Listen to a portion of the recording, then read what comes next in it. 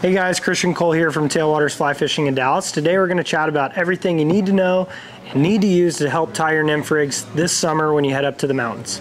Alright, first thing that you're going to need is a weight forward cold water floating fly line. You can use Rio, Scientific Anglers. They come in many different tapers for different levels of rods. Today we're using a Rio Gold on a Redington Run reel. And then you're going to need a leader. Now, the size of the leader will depend on a few things. It'll depend on how deep you're fishing, whether we want a full 9-foot leader or we want something a little smaller or shorter. It'll also depend on the size of the flies that you're using and the size of the fish that you're chasing. Standard sizes for pretty much all the western Rocky Mountains is going to be between a 3X and a 6X. Today we'll use a 4 as our example. We always get asked what the easiest way to pull a leader out of a fresh pack is, and I'm going to show you. So go ahead and open your pack and you'll see that your leader is wrapped just like this, and you will see a pre-tied perfection loop that is designed to attach to the pre-made welded loop on the front of your fly line. The easiest way to do this is I like to take my 3 fingers on my non-dominant hand and I'll grab that loop with my dominant hand and I'll just slowly unwrap it while keeping tension on this main loop. What that does is it prevents the leader from completely unraveling and getting a tangle on you. And so you can unwrap it 3 or 4 times and then slowly pull the thinner tippet all the way off till it comes out straight. And then you want to go ahead and give it a quick stretch with your hands. Alrighty, so once we have our leader unrolled, you'll see that we have a pre-made loop on our fly line and on our leader. What we're going to want to do is take the colored fly line. It's a good way to remember it. Color goes through clear. I come over about 2 inches and I just fold this in half. We're not tying with it, and then we're going to take clear back through color. What you'll see is you've got this clear bit coming through the loop, and we'll go ahead and just pull it all the way through, and then those knots should handshake. If they handshake, you've done it right. Alrighty, now that we have our leader attached to our fly line, this leader is 9 foot in length. We've got a few options here to attach our first fly. We're going to use a Pat's rubber leg as an example of a point fly or a larger lead fly, and then later we're going to drop down a little perdigon below that. But if you're fishing an area that you're really unsure of, a good idea here is to tie on a quick tippet ring. What a tippet ring will allow you to do is quickly change an entire rig. So you can pre-make some of these before you head out on the water. It's a really good tool for allowing you to change when you really don't know what's going on. So we're going to go ahead and do a clinch knot to one of these tippet rings. Alright, so our leader is 9 foot in length, so instead of adding more tippet from the end of the tippet ring to be able to attach our stonefly on, we want to go ahead and cut off the first 1.5 to 2 feet of this leader. And I'm going to attach the tippet ring to one side of that with a clinch knot. Alright, we're going to thread our tippet ring through, and we're just going to tie a simple clinch knot. Another nice thing about having a tippet ring here is it's a good stopping point for our split shot, which we will talk about next. Once you have one side of your clinch knot tied on there, you can use the back of your hook to really cinch that down.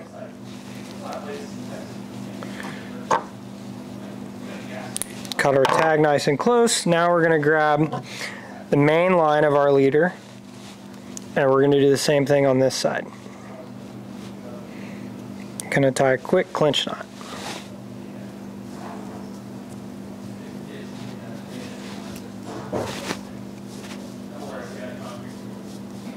Alrighty, so there is our tippet ring. Now we're going to tie on our first fly, and remember, we have not changed the length of this leader yet. Alrighty, now we're going to tie on our Pat's rubber legs. This will be our point fly, or our first fly in our indicator nymph rig. I'm going to tie another clinch knot.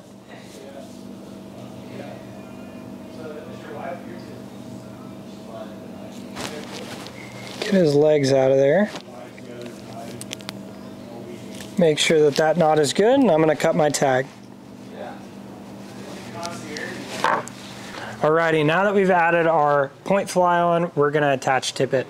The goal is to be able to attach my dropper to the back of this Pat's rubber legs, and I've got to tie it around the hook. It can be a little tricky, but I'm going to use 4X tippet. It's the same diameter as the main line or my tapered leader already was. You can downsize for the dropper if needed, but the biggest question that we always get is how long to make our tippet for our dropper, and it depends a lot on the depth of the water that you're fishing.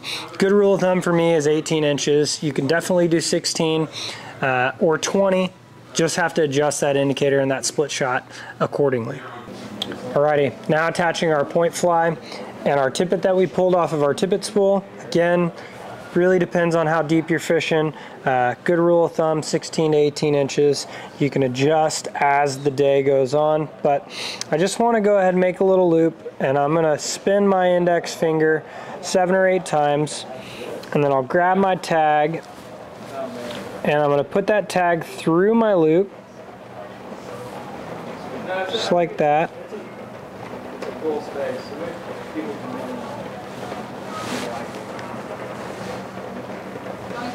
Alright, so now you'll see I've got my tag threaded through that loop, and now I can take the back of this Pat's rubber legs and I can put the hook on there and then pull my main line out, and that'll cinch down onto the back of that Pat's rubber legs really nicely. Come in here, cut my tag. Now we're ready to attach our dropper. Alrighty, now it's time to attach our dropper. We've got a size 18 Perdigon, which can be pretty tough to hold and pretty tough to see. There's a couple of really neat tools that we sell that might help make this a little easier. My favorite is the Pro Nipper from Simms. It's got a magnet that we can take the eye of the hook, and it'll hold that hook in place, and it's got a machine divot that I can slide my tippet down, and it'll help thread the eye of that hook before I start tying. And then if you've got fat fingers like I do, sometimes these things are hard to hang on to, especially if you're on the river. So I'll take my hemostats and I'll just clamp onto the back of my nymph. That'll allow me to complete my knot and cinch it tight to make sure that I'm gonna hang on to that fish. Alrighty, so just to show you a little closer, we're going to stick our Perdigon on there, and I'm going to take my piece of tippet and I'm going to slide it directly in this divot, and boom, that just threaded my fly. Now I can switch hands, I can grab my hemostats, clamp onto the back of that fly, and I can utilize my hemostats to spin that fly around. And then I can complete my clinch knot.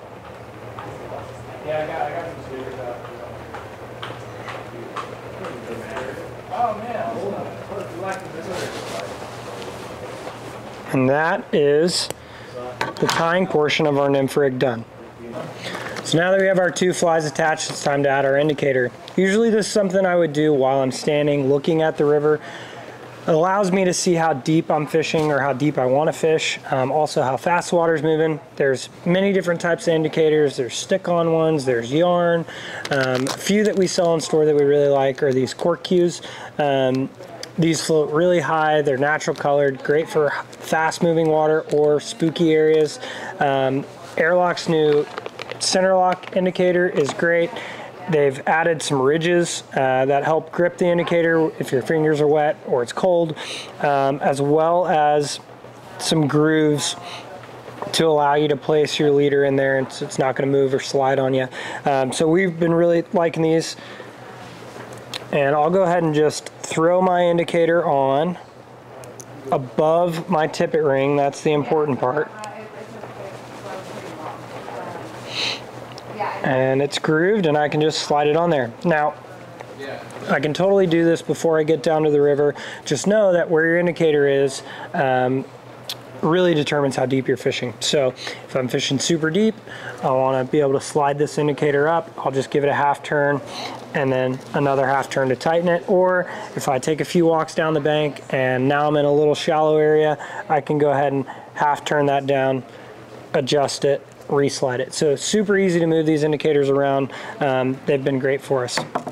All right, the last step is optional, adding split shot. If I'm fishing unweighted flies or I'm fishing an area that's really fast or deep, you may have to add some split shot.